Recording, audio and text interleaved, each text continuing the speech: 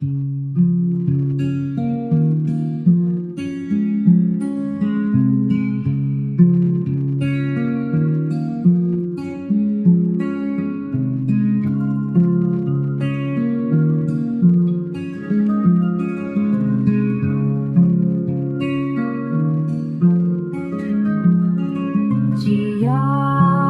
bilind, çiyayê mezin, wek bûkeke bi xemla sorî.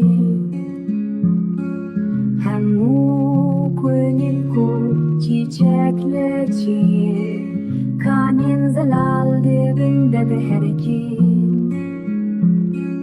Çiyayê bedew, çiyayê navdar, wek bûkeke bi xemla rengîn. Rengê wê xweş, dengê wê nazik, Hêviya dilê me şahiya çavan. Lê heyran e, lê dildar e, lê heyran e qudreta xwedê. Ava kaniya û mêrga kesk, gul û sosin tide geş dibin.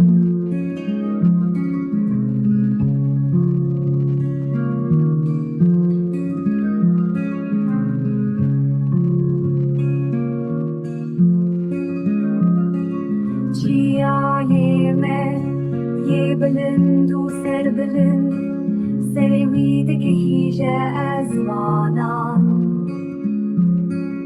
Berfa spî serê wî dixemîne, roj lê didew dibirixîne. Lê evîndarim, lê dildarim, lê evîndarim, ez her dem hêvidarim. Ew çiyayê me yê kevne şo